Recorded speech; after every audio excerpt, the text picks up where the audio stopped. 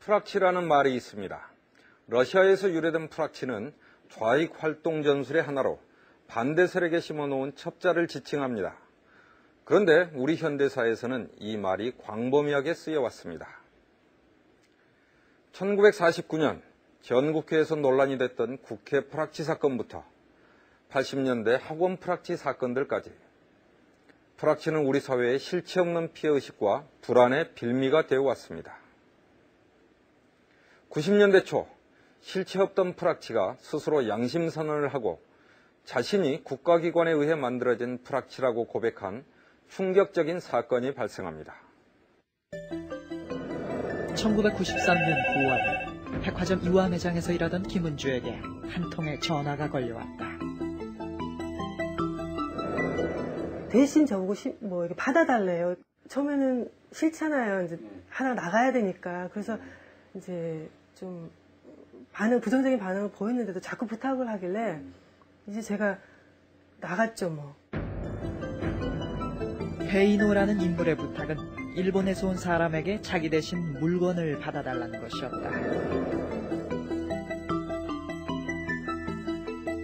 그래서 나갔더니 이 사람이 짐꾸러미 옆에 있는 거를 저한테 쓱 줘요. 그래서 이게 뭐냐고 이야기하니까 그냥 이렇게 웃으면서 대답을 없어요. 그래서 이상하다. 그래서 이거 베이노 씨 주는 거예요? 그랬더니 이래요. 그러나 짐을 받자마자 김은주는 낯선 남자들에게 붙잡히고 맙니다. 이날 같은 시간 오빠 김삼석도 연행됐다. 제야에서 반전 평화운동을 하던 인물이었다. 두 사람이 각각 눈이 가려진 채 끌려간 곳은 남산의 안기부 지하실이었다. 막 긴장감이라고 해야 됐다. 뭔가 얼어 있잖아요, 몸이. 그래서 옷을 딱 갈아입고는 이제 서 있었죠. 그랬더니 무릎을 이제 차더라고요. 불법 연행 이후 17일 동안 감금된 채 구타와 고문이 가해졌다. 그들이 원한 건 간첩 자백이었다.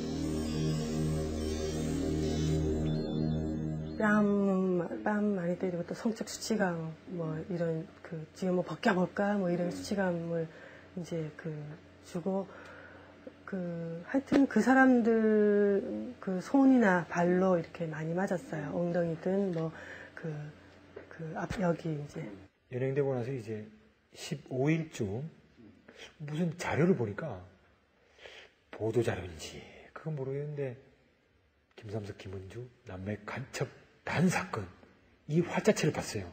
우연찮게. 그거 보고서 천근만근 가슴이 철렁 내려앉더라고.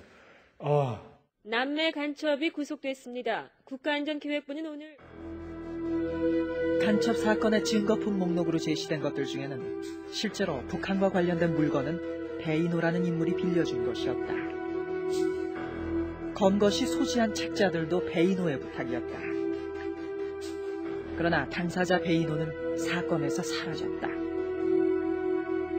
질문 내용들을 이렇게 제가 생각해 보면 베이노하고 있었던 데라든지 베이노라는 친구가 이야기했던 사람이라든지 그런 부분들이 내용이 나오잖아요. 그래서 그 친구가 뭔가 이 사람들하고 관계가 있다라는 느낌이 확 들더라고요. 당신들이 지금 묻는 거에 대해서 베이노라는 사람하고 같이 있었다. 저는 이제 그런 식으로 이야기를 했었죠. 근데 회피하더라고요. 근데 그게 너무 눈에 보이게. 베이노, 본명 백흥룡은 불과 사건 1년쯤 전에 알게 된 인물로 이름 없는 영웅들이라는 영화를 각본 감독하고 스스로 주연까지 한 노동자 출신의 영화운동가였다.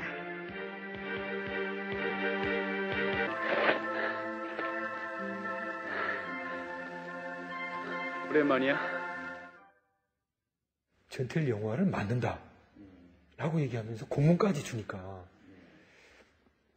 그저는 완전히 신뢰한 거죠. 야, 이거 대단한 영화 운동가다. 첫 만남부터 적극적이었던 백흥룡을 신뢰하게 되면서 김삼석은 자신의 결혼 비디오 촬영을 부탁했다.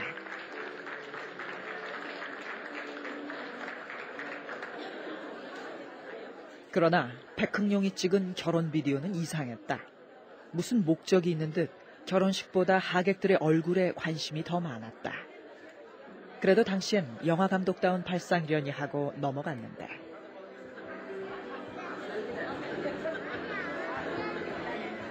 이제 소위 장기수 선생님이 이제 뭐 제 결혼식에 뭐 하객으로 참가하시고 이제 정신대 할머니들도 몇 분 참가하시고 또 주변에 이제 운동하는 사람들 몇 분 계시는데 전부 다 그냥 얼굴이 화면이 꽉 차게끔 클로즈업 돼가지고 이렇게 해서 다 나오는 거예요. 결혼 비디오 테이프가. 이후에도 백흥룡은 일본 한통련의 비디오 번역을 부탁하는 등 영화운동을 빌미로 김삼석, 김은주 남매와의 관계를 자연스럽게 만들어갔다. 지금 돌이켜보니까 자꾸 북한 쪽 이야기를 하더라고요. 그래서 이제 자기가 그 문건도 가지고 있다고 그러면서 그런 이야기를 해서 이제 뭐 빌려줄까 뭐 이런 이야기를 막 하는 거예요. 제가 이제 빌려달라는 이야기도 안 하는데. 그래서 이제 양귀부에 들어가서 보니까 그때 주변에 후보집 주변에 이제 김성훈 가장이라든지 그런 사람들이 한 4-5이 있었더라고요.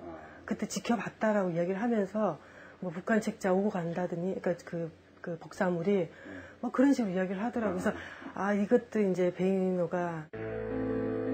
그래서 이 간첩 사건은 초기부터 조작에 항의하는 구명운동이 시작됐고 백흥룡에게 프락치 의혹이 쏟아졌다.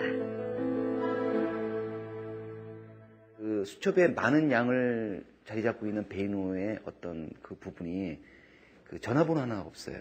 말도 없이 사라진 적이 좀 있었고요. 그리고 그 항상 그 무슨 문건이나 비디오 테이프 같은 것을 복사를 하면서 이제 어디를 간 적이 있었고, 그리고 항상 소재지가 크리스탈 다방이나 아니면 그 충무로 근처. 좀 정신없게 사람을 만들었어요. 그러니까 한 가지 이야기를 해주는 게 아니고, 차분하지가 않고 좀 어딘가 그 분산스럽다고 해야 하나? 좀 그런 부분이 있었는데, 그렇다고 해서 그 사람에 대해서 이상하게 뭐 생각했다거나 그때 당시는 전혀 그런 건 없었어요. 백흥룡이 운영하던 영화운동단체 남누리 영상은 의혹의 대상이 되었고 프락치 혐의가 제기된 백흥룡은 그 사실을 강력히 부인하며 도피한다. 그런데 이제 백흥룡은 사라졌고 나중에 확인한 바로는 백흥룡이 있던 남누리 영상에 며칠 동안 경찰, 안기부 아무도 오지 않았어요. 보통 사건 같으면 김은주 씨가 백흥룡이 시켜서 한 일이니 그 사람 불러주세요 하면 거기를 가서 압수수색을 하고 잡아와야 되는데 전혀 관여를 안 했고요. 이후 1년 넘게 도피를 하며 프락치 활동을 시인하지 않던 백흥룡은 비밀리에 한국을 떠난다. 간첩 사건 관련자인 그가 여권 문시를 신청한 지 하루 만에 신원 조사를 끝냈고 당시 평균 한 달 이상 걸리는 여권 재발급 절차가 사흘로 단축된다. 그해 10월 중순 백흥룡은 독일 베를린에 나타났다. 그가 찾아간 곳은 범청학년 사무실. 범민족대회 개최와 관련해 90년대 초 공안기관의 주요 관심 대상이었던 곳이다. 비록 말끔한 마스크였는데 이제 그 어디를 돌아다니다 왔는지는 모르겠는데 아무튼 뭐 약간 좀 시험 같은 많이 게 좀 여행을 다니다 오는 것 같아요. 갑자기 나타난 백흥룡은 수상한 비디오 테이프를 반끼고 갔고 의심스러워 틀어본 테이프엔 놀라운 사실이 녹화되어 있었다. 번역은 치러지게 돼, 나중에. 말제도 나온다고 그랬는데. 그래, 말제 나와. 내가 번역 언제 한번 치러주길 거야. 말제도 제 이름 나오나요? 안 나오겠나? 이미 보도를 통해 알려진 백흥룡임을 직감한 김정수 씨 부부는 다시 나타난 백흥룡에게 남매 사건의 진실을 밝힐 양심 선언을 권유했다. 양심 선언을 해서 일단 본인의 과거의 죄와 그다음에 이제 구속된 사람들을 석방시키는 게 중요하지 않겠냐라고 얘기를 했더니 좀 있다가 좀 침묵이 흐르다가 하겠다라고 그러더라고요.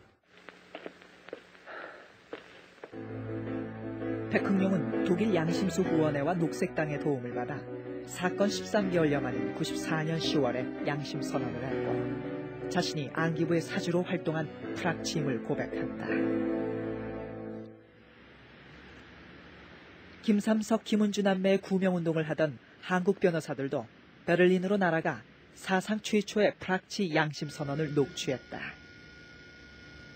백흥룡은 1992년에 안기부의 협박으로 어쩔 수 없이 프락치가 됐다고 주장했고 간첩 사건 조작을 사주받고 남매에게 접근했음을 밝혔다. 도를 넘기는 어떻게 해서든지 안 되더라도 제가 억지로 사건을 남들의 의견으로 몰아가는 취한 처세니까 김은주 씨한테 사건을 한번 김삼성 씨 그런 방법으로 남매 사건이 터진 후에도 안기부의 지시와 도움으로 도피 생활을 하는 과정에서 백흥룡은 안기부 직원들을 몰래 촬영하기도 했다. 그래서 이제 책이나 보고 낚시 손님 오면 낚시하고 청소나 좀 해주고 그렇게 세월 보낸단 말이야. 또 시내 돌아다니다 걸리면 이제 그때는 누구도 책임 못 져. 그때는 알아서 네가 알아서 해. 지금 경찰이 찾는 거예요? 그래, 경찰 찾고 다 잡나 지고 주변에 누가 신고를 한다지 이래가지고 경찰이 어디서 왔다 하자. 밤중에 그러거든 상남소로 연락해. 전화 알지? 273에 1113만. 전화를 연락하면 돼. 거기 일 도와주는 사람이라 라고는 전화를 하란 말이야. 전화해가 나를 찾아. 비디오엔 백흥룡을 사주했다는 안기부 직원들의 모습이 담겨 있었다. 백흥룡의 기억에 남아있는 이름까지 공개되었다.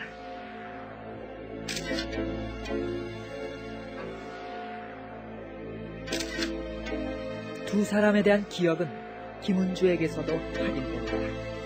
그 두 사람이 저를 수사했던 사람이에요. 아, 실제로 예. 그 두 사람도 직접 폭행에도 가담을 하고 그래서 때리기도 하고 그랬습니다. 그 윤도한 그 사람은 안 했고요. 김성원 과장은 때렸어요. 가끔 이제 앉아 있다가 서서 발길질을 하고는 또 앉고 뭐 그 수사실 가상자리에 앉아 있고. 안기부에서는 어찌됐든 제일 중요한 물증이 그거였거든요. 안기부 직원들이 찍혀 있는 그 화면이었단 말이죠. 그러니까 안기부 직원들의 목소리, 얼굴 모습 이런 것들이 담겨 있으니까 그 부인할래도 부인하기가 힘든. 초권력기관으로 군림해온 안기부의 책임자가 국회에 출석해서 시인하는 상황이 벌어졌다.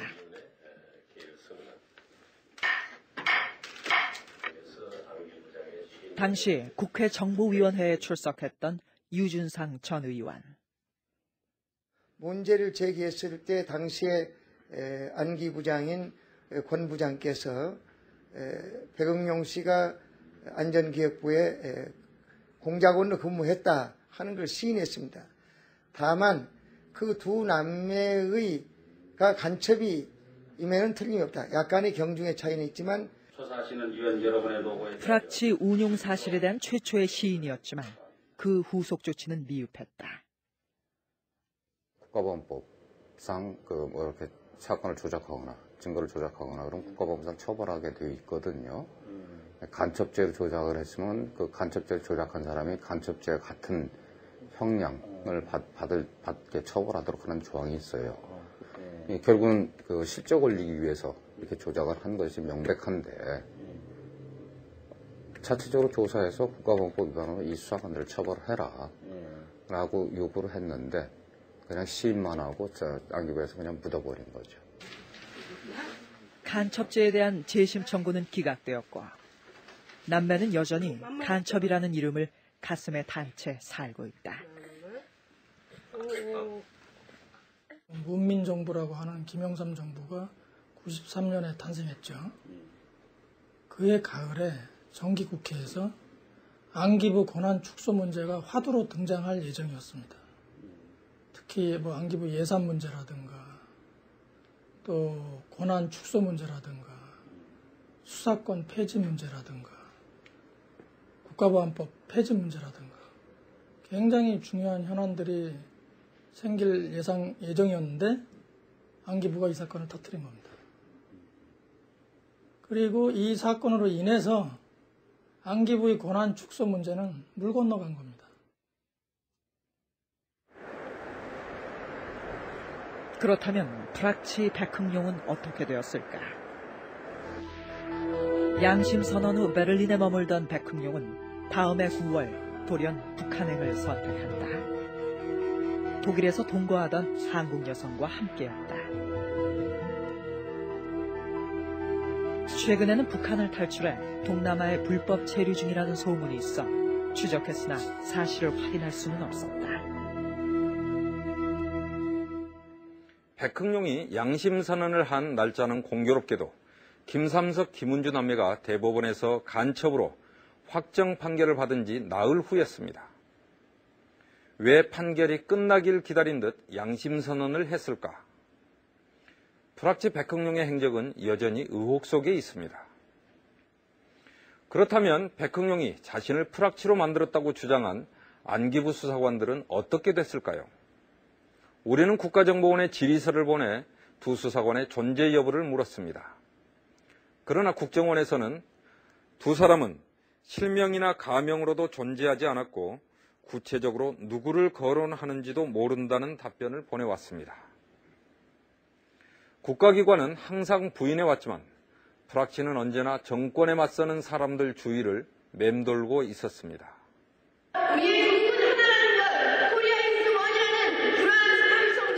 89년 여름은 뜨거웠다. 전대협이 평양 축전에 임수경을 대표로 파견하면서 학생 운동권엔 검거 열풍이 불었고 전대협 간부들은 현상금이 붙은 1급 수배자가 됐다. 당시 임길동이라 불리며 10개월간 경찰의 수배를 따돌렸던 전대협 의장 임종석은 그러나 예기치 못한 곳에서 검거되었다. 제가 더 해야 될 일에 대해서 열심히 생각해 보겠습니다. 우리 학우들에게 열심히 투쟁해 줄 것을 좀 당부드립니다. 경희대에서 KBS와 그 인터뷰를 하기 위해서 오전에 갔다가 그 정보가 유출돼가지고 미리 대기하고 있던 그 대공분실 요원들에 의해서 검거됐습니다.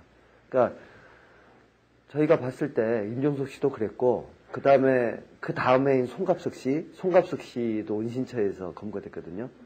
그러니까 그런 것들은 제가 봐서는 전부 다 그 내부에서 정보가 유출돼가지고 도피를 위해서 저희들이 렌트카나 이런 걸 많이 사용을 했었는데 그 당시에 운전할 수 있는 사람을 무작위적으로 학생회 조직에서 발굴하다가 그 당시에 최 씨가 선발이 된 걸로 알고 있고요. 그래서 그런 과정에서 아마 프락치 활동을 강요받은 걸로 알고 있습니다. 자기 하숙집에서 그 관계당국에 보고하는 사항이 있었고, 그거를 이제 옆집에 친구가 그 내용을 우연찮게 듣게 되었고, 그러면서 학생회에 제보가 들어왔었습니다. 학생운동권 주변엔 늘 프락치들이 존재했다. 수배 중 이동을 담당했던 최모 씨의 사례도 그중 하나였다. 까놓고 얘기해서 공안 사건에 프락치가 드러나지 않았을 뿐이지 프락치가 개입이 되지 않은 사건은 드물다고 봐요. 집회 장소에 솔직히 그 50분의 1은 사찰이에요. 경찰이거나 아니면은 경찰이 심어놓은 그 정보 협조자거나.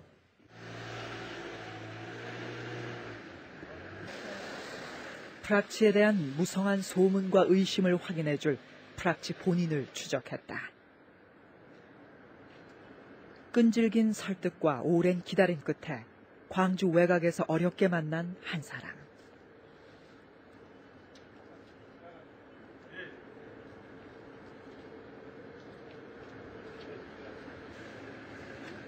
그는 91년 전남대를 시작으로 전국 대학에서 3년간 프락치로 활동했다. 그가 프락치 활동을 시작한 것은 그의 나이 불과 15살 때의 일이다. 따라다니는 사람까지 해서 중학교 3학년 때 오토바이를 좀 훔쳤었거든요. 오토바이를 훔쳐서 북부경찰서에 조사를 받고. 당시 북부경찰서는 전남대학교를 관할했던 곳. 미성년자인 그에게 이상한 요구를 하는 사람들이 찾아왔다. 대학생들 데모하니까 네가 집회 장소나 좀 그런 것들 구체적으로 말씀드린다면 학생들 데모하고 영안실 같은 데 가서 있으면은 전화만 해주면은 돈을 얼마씩 주겠다. 91년 5월은 강경대 치사 사건 이후 이른바 분신정국이 전개되던 시기. 그의 첫 임무는 진상규명을 외치며 분신한 전남대생 박승희의 추모 집회와 영안실 동정을 보고하는 것이었다. 그렇게 하고선 돈을 주던가 했거든, 얘기를. 그렇죠. 얼마나 줘? 그때 당시 10만 원 못해서, 10만 원 정도인가? 주고 그랬었거든요. 상당히 그 당시 큰 돈이네요. 그렇죠. 돈으로 유혹했던 기관원들의 요구는 더욱 심해진다. 아예 네가 가짜 대학생 노릇을 하면서 동아리에 들어가고 그쪽 정보를 다 키워가라. 10대의 소년을 전문 프락치로 만들기 위한 교육은 상상을 초월했다. 네가 대학생처럼 보려면 수단비도 잘 모아야 된다. 했던 과정들이 있었어요. 그래서 그때 주면서. 그렇죠. 그러니까 그 사람하고 같이 술 좀 마시거든요. 네. 교육을 내가 한 30일 정도 받았던 걸로 기억하거든요. 네, 인문사회적, 이게 학생에 대한 학생운동이 전반적으로 그 역사 과정들, 그리고 하천의 ML, PD, 이런 개념운동. 가짜 대학생으로 동아리까지 가입한 그는 어느새 시위대 선봉에서는 사수대원이 되었다. 상당히 의젓해 보이게 말을 하고, 그 다음에 주요 사회과학 서적들 여기에서 나온 말들을 많이 인용을 하고 그랬기 때문에 쉽게 그렇게 믿었을 거라 생각합니다. 대학생들과 친해지면서 자신의 정체성에 대한 회의도 생겨났다. 이렇게는 더 이상 안 해야 되겠다는 생각도 들고 했던 거죠. 근데 협박을 많이 했어요. 너 같은 놈 죽여도 흔적 없이 죽일 수가 있다고. 근데 그때는 겁을 많이 먹었죠, 제가. 맞기도 많이 맞고 차 안에서도 막 구두발로 죽어버리고 세숫달에 딱 떠놓고 막 얼굴도 넣고 할래 안 할래. 1년여 만에 프락치 임이 발각됐지만 부산, 서울 등 지역을 옮겨가며 프락치 활동을 요구받았고 그마저 발각되고 만다.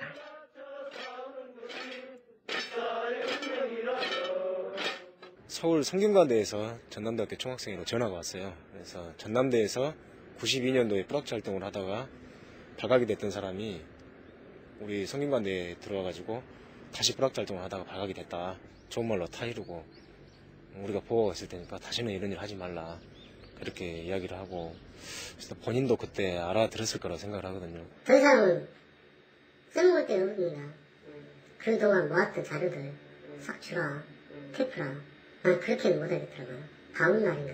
그건 제가 기억하는데 집을 온 방을 다 뒤집어내고 있는 물건 싹 갖고 나갔어요.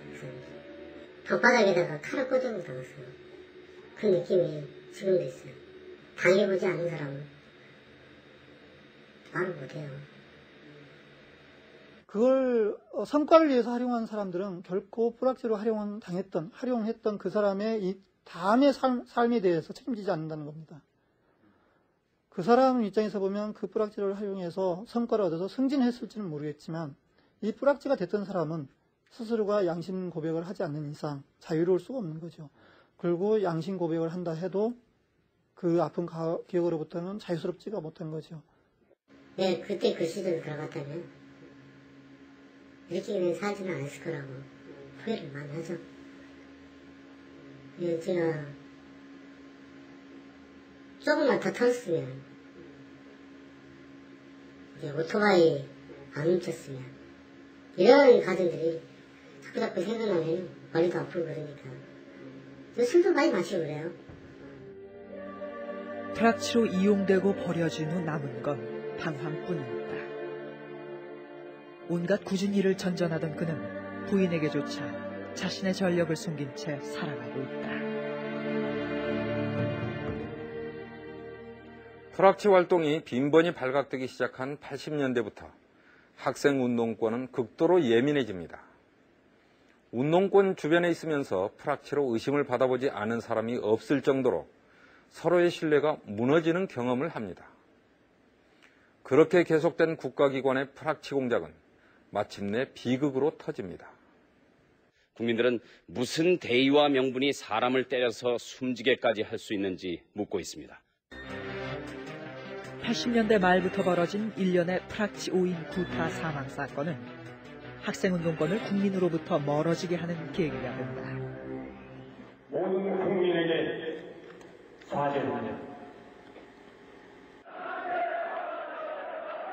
독재가 계속되던 이 땅에서 학생운동은 민주화의 희망인 동시에 정권의 표적이 되어왔다.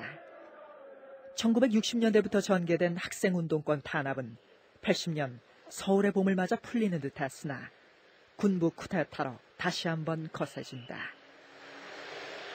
투철하신 정의감과 과감한 실천력 그리고 강직하시면서도 온정에 넘치는 따사로운 성품을 아울러 지니신 전 대통령 각하께서 신고한다. 신군부에게 학원 통제는 정권 유지의 최우선 과제였다. 민주화의 열망을 짓밟고 학교 안에까지 경찰을 상주시키던 군부는 줄기찬 민주화의 요구로 83년 12월 말 학원 내 경찰을 철수하게 된다. 소위 학원 자율화 조치라는 것이 나면서 전두환 정권이 견디다 못해서 경찰을 학교 밖으로 철수를 시켰죠. 그렇게 되니까 학내 정보를 이제 곧바로 옛날처럼 이렇게 상황 파악을 할 수가 없으니까 사복 경찰관이 몰래 들어오든가 아니면 정보를 수집해서 경찰에 전달하는 사람, 그게 이제 이른바 정보원, 프락치라고 보통 말하는 건데. 프락치를 양산한 말뿐인 학원 자율화 속에 학교는 또 하나의 사찰기관이 된다. 학생처는 조직적인 학내 사찰의 핵심 부서가 되고 학내에서는 정보기관들의 대책회의가 수시로 열렸다. 그러니까 뭐 치안본부나 뭐 안기부나 뭐 이런 쪽도 자기들의 명언을 다 거기다가 파견시켜 놨던 거죠. 서울대만 해도 그 서울대 학생처에 각 곳에서 나온 사람들이 쓰는 사무실이 다 배치가 돼 있었어요. 당시 광범위하게 이루어진 학내 사찰을 보여주는 증거를 발굴했다. 1980년대 서울대에서 자행된 방대한 학생운동 사찰 기록. 학생운동 조직에 대한 기본 자료와 분석은 물론 교내 집회와 학생 동향을 시간대별로 보고하고 있으며 이 모든 사찰 활동이 학내 지휘 체계를 따라 이루어졌음을 증명하는 학생처장의 결재가 선명하다.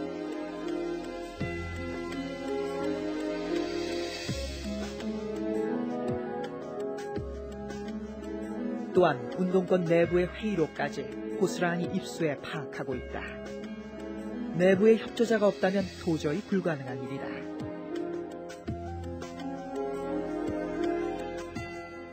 회의록을 입수할 수 있는 수준, 그 수준까지 사람들을 저는 시험을 넣는다고 봐요. 그래야지 회의록 쉽게. 사람을 시험을 놓지 않으면은 구할 수 없는 자료. 그 정도까지 저는 쫙 망원 작업을 들어간다고 봐요. 가히 사찰공화국이라 불릴 만한 대한민국. 여기서 더 주목해야 할 것은 국민을 사찰하고 국민을 프락치로 이용한 것이 바로 국민의 세금으로 운영되는 국가정보기관들이라는 사실입니다. 서슬퍼른 국가정보기관 중에 하나인 보안사의 실태를 보여주는 생생한 증언이 있습니다. 88년 출간되자마자 보안사가 전량 압수에 나서는 파문을 일으킨 채 보안사에는 저자가 간첩으로 날조당하며 체험한 보안사의 실상이 낱낱이 고발돼 있다. 저자 김병진은 당시 일본으로 탈출해 20년 가까이 은둔 생활을 하고 있다. 보안사를 조국에서 매장해버리겠다는 각오로 원고를 썼다는 김병진. 안녕하세요. 김병진 선생님이시죠? 그게 83년 7월 9일 날 토요일이었습니다. 저는 그 당시 대학원 다니면서 오전 중에는 영민에 있는 삼성종합연수원에서 일본어 강사를 하고 있었습니다. 제1교포 3세로 태어난 김병진은 조국에 돌아와 국문학자로 살고자 공부를 하고 있었다. 집으로 걸어서 가는데 거기 수사관들이 매복해서 기다렸던 거죠. 그래서 저한테 뭐라 그랬냐면은 당신 대학교 후배가 네모하다 잡혔는데 가까운 파출소에서 보호하고 있다. 신원 확인하는데 협조 좀 부탁한다. 그러나 끌려간 곳은 보안사의 서빙고 분실. 그는 이미 간첩이 돼 있었다. 너 같은 놈은 사산적으로 무장된 놈은 말로는 듣지 않는다는 것을 우리가 경험을 알고 있다. 너의 몸에다가 들어봐야 될 사태도 있을 수 있다. 고문이었다. 강요받은 건 오로지 간첩이라는 차별. 진실은 통하지 않았다. 처음에 옷을 다 벗기고 김 계장 이 사람이 몽둥이를 가져와서 완전 다른 수사관들 저를 붙잡고요. 김이 등이랑 엉덩이랑 마구 때리는 거예요. 나중에 저는 직접 등이라서 못 봤지만 우리 집사람이 봤지만 피문투성이었습니다. 너 죽이겠다는 정도는 양반이고요. 저의 경우는 지금도 제가 떨리네. 우리 집사람은 윤락녀로 떨어뜨리고 그리고 그때 아까 말씀드렸지만 우리 아들이 100일도 채 안 됐었습니다. 그 아들을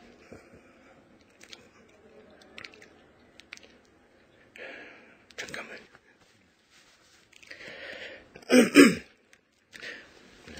부모가 누군지도 알 수 없게 해서 고아원에 보내겠다는 것이었습니다.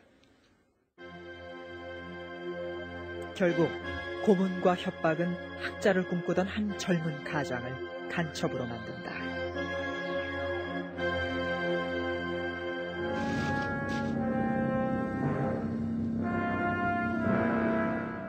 그러한 저의 활동을 계속했었더라면은 학교 내에서 혁명 조직을 구축한다는 것은 보안사 마당에서 감금 상태로 했던 인터뷰였다. 거기 있던 방송국 사람한테 실감이 안 났는데 좀 기분이 이상하다는 말을 했죠. 하니까 그 방송국 사람이 저한테가 아니고 김 회장 보고 어차피 보도 간첩이니까 괜찮습니다 하는 식으로 얘기를 하대요. 또 어떤 그 취재에 나왔던 기자도 보도 간첩이다 이런 얘기를. 보도용 간첩 김병진은 실형 대신 2년의 공소 보류 판정을 받는다. 그것은 또 다른 올간이었다. 그러니까 반국가단체 구성원이라 할지라도 재반 사정을 감안해서 2년 동안 당국의 감독하에 둔다는 취지인데 이거는 활용을 한다는 것입니다. 공소 보류 중이라는 약점에 잡힌 그는 수사 협조를 강요받고 보안사에 출근하는 신세가 된다. 제1교포 간첩 사건의 통역으로 활용되며 김병진은 보안사의 프락치 이용과 공안 사건 조작도 목격해야 했다. 보안사에서 제가 근무를 하면서 보안 교육대에서 처음으로 교육을 받았을 때 협조망, 그러니까 대상자를 삼을 때 대상자의 약점을 잡으라. 예를 들어서 군인 같으면은 제가 인상 깊게 기억하는 게 축적 행위를 안 했느냐, 혹은 어떤 세금이나 그런 관계에서 하여튼 사람이 약점을 잡아서 그 약점을 잡고 이용을 하라는 걸 교육에서 가르칩니다. 지금은 기무학교죠. 보안학교가 기무학교에서 녹화사업 이제 장교들에게 또 준사관, 하사관들에게 망원에 심는 방법을 가르치다라고 하는 정언을 다 따냈단 말이에요. 예를 들어서 이제 기무사 차원에서 예를 들어서 당시에 보안사죠. 보안사 차원에서 망원비가 망원 수당으로 딱딱딱 떨어져요. 예. 운영을 하고 있으면은 그렇죠. 사람한테 한 사람당 얼마 줘라. 보안사 근무하면서 저는 정신분열 좀 걸리고 말 것 같았어요. 이러다가는 완전 노예가 아니겠습니까? 바라지도 않는 일을 하면서, 그리고 가족이 인질인데다가 그래서 뭐 사람들 고문당하는 장면들 봐야 되고, 또 고문당하는 장면들도 그렇지만 보안사의 생리를 봐야 되는 것도 고통스러웠습니다. 그러니까 항상 죽음이라는 것이 항상 따르고 있었습니다. 우리 집사람하고도 몇 번 같이 죽을까 하는 얘기도.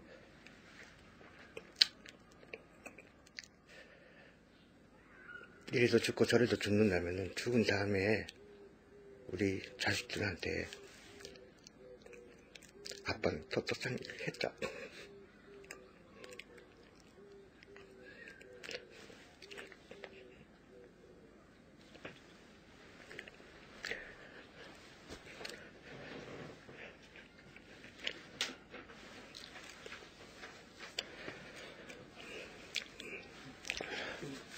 남겨줄 수 있는 건 그런 것밖에 없었습니다. 그래서 죽을 각오로 보안사에서의 인연을 고발했고, 입국을 금지당해 15년간 한국 땅은 밟지도 못한 채 숨죽이고 살았다. 그렇게 조국에서 살고자 했던 교포 2세의 꿈과 인생을 앗아간 국가를 상대로 김병진은 지금 피해 보상 소송을 준비하고 있다.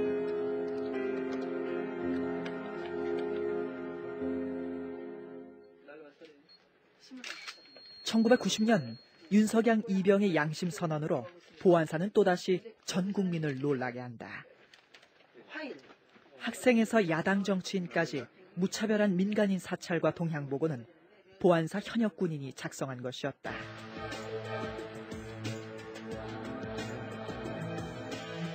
군 정보기관이 개인의 모든 정보를 파 사찰하고 있음은 물론 성격 및 성향까지 규정하고 있는 상황은 당혹스러움을 넘어 국가 권력에 대한 공포감을 느끼게 한다. 그리고 놀라운 정보 수집 능력은 사찰 대상자의 최측근에 프락치를 심어놓지 않고는 불가능했음을 짐작케 한다.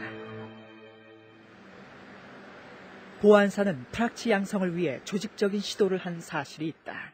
80년 9월부터 포고령 위반 학생들을 강제 징집을 많이 했죠. 이게 12대 국회에서도 문제가 됐었죠. 이른바 녹화 사업이라고요. 네. 그래서 군에 들어온 학생들을 가지고 휴가를 내보내서 자기가 다니던 학교에 가서 동향을 파악해오도록 명령을 내렸단 말이에요. 그것이 군의 전투력하고는 무슨 관계가 있습니까? 제가 보기에는 그런 과정에서 스스로 내가 하겠다는 사람도 있었을 거고, 안 하겠다는 사람들한테 기합을 줬죠. 안 하겠다는 사람은 좀 해달라고 부탁도 하고 뭐 그런 것은 있었을 것이 아니냐 하고 부탁도 생각하는데, 하고요. 제가 군대에서 부탁이라는 게 있습니까? 그 부탁을 거절한 사람들, 그들 중 일부에게 돌아온 건 참혹한 죽음이었다. 신성한 국방의 의무가 프락치 양성 사업이 된 것이다. 80년대 초 학생운동권은 시위나 수배 중에 검거되면 특수지원자로 분류돼 경찰서에서 바로 강제 징집되었고, 사상개조, 즉 녹화라는 이름 아래 가혹행위를 통해 프락치 행위를 강요받았다. 휴가증을 손에 쥐어주고 나가서 누구누구를 만나서 그 사람이 뭐하고 있는지를 보고서를 내라. 이렇게 이제 요구를 받았죠. 그러니까 제 자신이 이제 그런 요구에 직면을 했던 거죠. 뭐 제가 안 하겠다라고 이제 어쨌든 버텼어야 되는데, 실제적으로 이제 고문 받고 하면서 그럼 어쨌든 그쪽에서 원하는 대로 그 수사관들을 대동하고 그 친구네 집에 이제 찾아가는 뭐 이런 과정들이 있었죠. 그래서 사실상 저로서는 어떻게 보면 고문에 굴복을 했다라고 하는 자괴감이 있었고, 그러나 프락치 요구에 타협하지 못하면 무자비한 폭력과 고문 속에 죽음에까지 몰렸다. 녹화 사업은 확인된 것만 6명의 의문사를 낳았고, 더 많은 희생자들에 대한 진상규명도 아직 다 이루지 못한 상태다. 함께하던 동료를 배신하느냐, 죽음에 몰리느냐. 극단의 선택을 해야 했던 청년들. 그 뒤엔 국민을 정권 유지의 도구로 이용하며 프락치가 되길 강요한 국가 권력이 있었습니다. 그러나 국민을 범죄의 덫으로 몰아넣은 국가는 한 번도 자신의 행위를 밝히고 겸허히 사과한 적이 없었습니다. 프락치 공작을 통해 사회 전체가 서로를 의심하고 피해의식에 사로잡히게 한 국가 권력. 아직도 그 상처는 희생자들의 몫으로 남아 있습니다. 서울의 한 귀퉁이, 산동네의 임대 아파트. 어머니는 명문대에 다니던 총명한 아들을 군대에서 잃었다. 남은 보면 별거 아니라도 우리 집에서는 진짜 큰 대들보로 보여요. 쉽게 말해서 개천에 용났다 하는 말과 같이 그렇게 또 믿었고요. 집안의 기둥이 학생운동을 하다 입대를 하자 당시 군대의 악명에 걱정이 된 어머니는 보안대에 있던 먼 친척을 찾아간다. 하는 말이 학생운동 안 했냐 그러더라고요. 우리 애한테 이래 물으면서 가글래 신호 쭈지쭈지 해가 있어요. 그러니까 사실은 학생운동을 해가지고 10일 직결재판을 받은 적이 있다고. 그러니까 그래요? 그러면 좀 두드려 맞아야 되겠네. 그러더라고요. 몇 점 맞아야 되겠네. 그렇게도 농담인 줄 알았어요. 나는. 그것이 화근이 됐다. 아들에게 프락치 활동을 요구한 것이다. 프락치를 거부하던 아들은 고문 끝에 받아들이기 힘든 요구를 받게 된다. 김용건 씨가 좀 다른 병사와 좀 다르게 주기적으로 외출하는 케이스가 있었어요. 주중에. 그래서 왜 나가는가 또 그런 부분 좀 저도 의아한 부분이 있었는데 제가 들은 기억은 학교에 갔다는 거죠. 학교에 가서 어떤 그 보안사나 그런 데서 요구한 어떤 활동을 했거나 그것을 뭐 보고하거나 하는 부분에서 잘 안 됐거나 이런 부분에서 아마 좀 그런 고통을 육체적인 고통을 좀 받지 않았나 그런. 그러나 육체적 고통보다 더한 고통이 있었다. 굉장히 괴로웠던 부분인데 가서 이제 후배들 선배들을 만나면 자신을 피한다는 거예요. 옛날에는 아주 친했던 선배 후배들인데 왜 학교를 왔는지를 그 사람들이 짐작하거나 알 수 있는 상황이 그러다 보니까 그분을 이제 외면하고 피하던 부분에서 인간적으로 굉장히 고통을 받았던 거로 기억나요. 함께 했던 동료들의 의심을 받아야 했던 아들의 정신은 황폐해진다. 우울증으로 돼 있어 그 차트에. 한데 통합변호 보내미시나 정신분열증이라고 더 많이 해가 보낸 거예요. 그러니까 거기도 가니까 신경분열증이니까 약을 막 많이 먹이는 나는 오줌도 못 누고 막 이랬던가 봐요. 춤을 질질 흘리고. 전에는 굉장히 당당하고 뭐 리드할 수 있거든 그런 뭐 무섭기도 하고 그런 사람이었는데 사람이 좀 약해진 거죠. 그래서 굉장히 좀 저는 제가 오히려 우려했던 부분은 사람이 서서히 이제 좀 무너지는 걸 봤었거든요. 그리고 어느 날 아들이 내무반에서 목을 맸다는 소식을 들었다. 잘생긴 얼굴이었네요. 아주. 내 보기만 잘생긴 줄 알았더니 내가 보기에는 이 세상에서 제일 내 새끼가 잘생긴 거.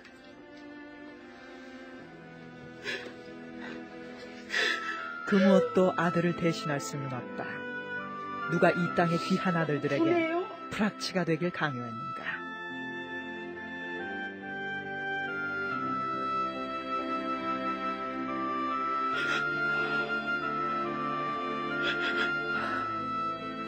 내가 너무 못 견뎌서 그렇게 자꾸 위안을 하려고 커서 하늘에도 민주화를 해야 되니까 필요하니까 데리고 갔겠지. 지금 큰 일을 하고 있을 것이다.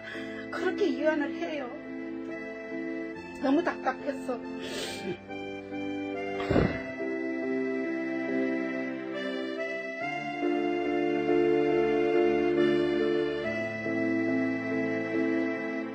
상처는 오래도록 지속된다.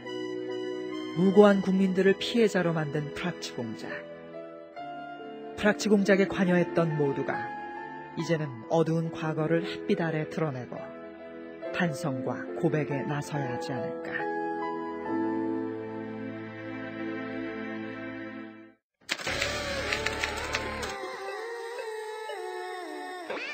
画期的な兵器を開発しろというふうに命じてですね、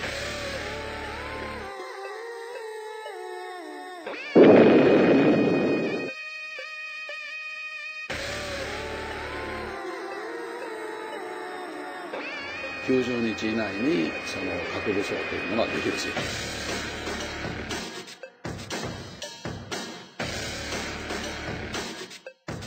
I have devoted pursuit of peace